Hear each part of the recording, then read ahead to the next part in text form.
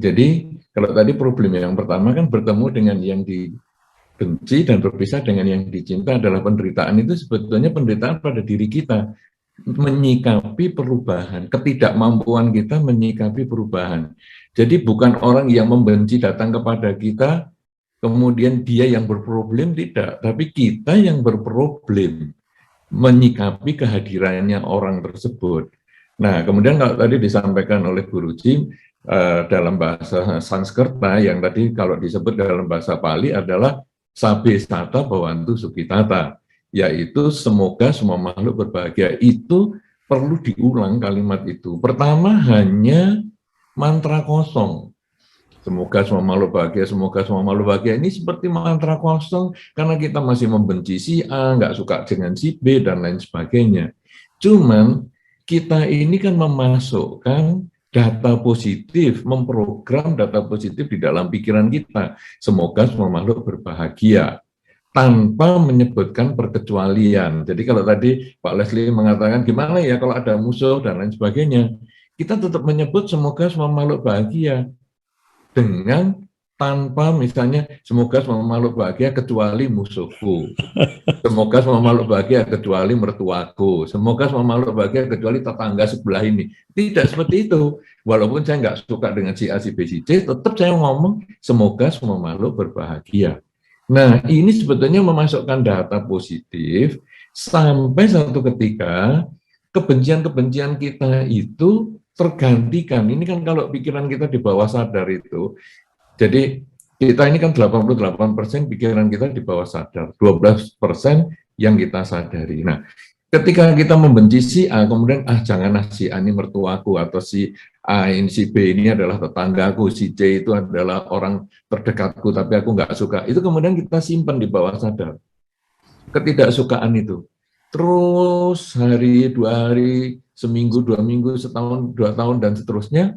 Akibatnya, satu ketika kalau tabungan kita ini sudah penuh, kemudian orang itu melakukan kesalahan sedikit saja, langsung kita meledak. Dan orang mengatakan, kamu kok gitu aja marah sih? Kan itu kan cuma urusan kecil, kenapa kamu sampai sudah nggak mau kenal lagi sama orang tuamu, nggak mau kenal lagi sama pasangan hidupmu, nggak mau kenal lagi sama tetanggamu, kan hanya urusan kecil. Ya, sumbunya urusan kecil, tapi yang disimpan itu sudah banyak, yaitu dari kekecewaan yang menaun bahkan puluhan tahun. Nah, sekarang kita memprogram ulang pikiran kita dengan kalimat semoga semua makhluk bahagia, semoga semua makhluk bahagia. Yang pertama tadi seperti hanya mantra kosong yang nggak ada artinya karena isinya masih kebencian. Tapi sebulan, 2 bulan, setengah tahun, 1 tahun, akhirnya program ini masuk dan menggantikan yang negatif itu menjadi keluar dari bawah sadar kita. Dan akibatnya, ketika kita muncul rasa nggak senang dengan orang itu, wah si A ini datang lagi nih, bertemu dengan yang nggak disukai tadi, akhirnya kita ngomong, ya sudahlah, semoga kamu bahagia. Memang kamu begitu sih. Nah, jadi kita kemudian memaklumi bahwa memang dia wataknya seperti itu. Satu contoh yang paling sederhana adalah perbedaan orang memelihara anjing dan kucing. Ada banyak orang kalau melihat memelihara anjing itu kan menyenangkan sekali ya, bisa digendong, bisa dielus-elus, bisa dipangku, kemudian dirangkul dan lain sebagainya, anjing itu diam saja. Tapi bagi Anda yang memelihara kucing, Anda akan memahami, kucing itu suka-suka dia. Kalau dia baru senang dirangkul, kalau dia senang baru dielus, dia deket. Tapi begitu dia sudah nggak suka, dalam beberapa menit dia ganti moodnya. Kita elus, kita rangkul, dia gigit ataupun malah nyakar.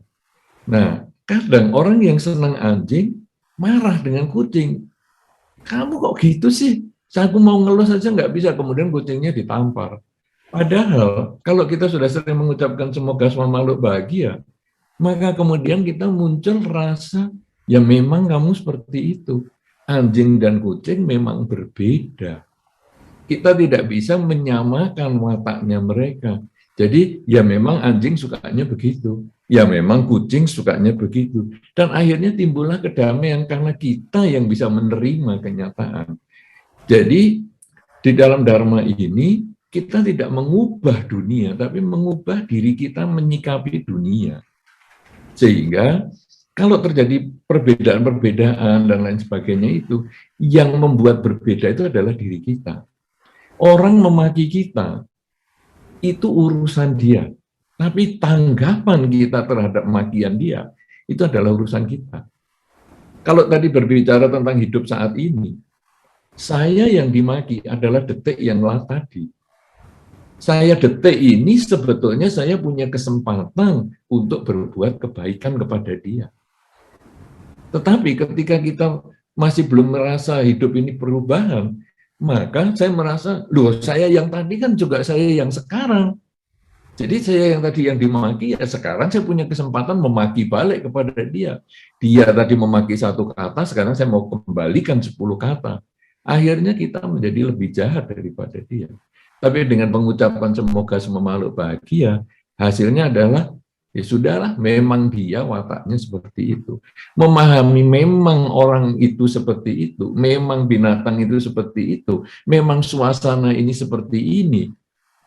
Akhirnya kita menjadi lebih damai menghadapi perubahan dalam hidup. Dan inilah sebetulnya di dalam makna Waisak itu, perubahan hidup ini, tua sakit mati itu adalah gambaran nyata, tapi sebetulnya perubahan hidup inilah kita harus berdamai dengan perubahan hidup ini. Yang kalau tadi Guruji sampaikan, ya memang kita harus menjadi pelita bagi diri kita sendiri. Kita sesungguhnya hanya bisa menenangkan diri kita sendiri, kita hanya bisa melatih diri kita sendiri menghadapi perubahan di dalam hidup ini menjadi hal yang biasa. Tidak perlu kaget dengan perubahan itu, karena kita sendiri pun selalu berubah.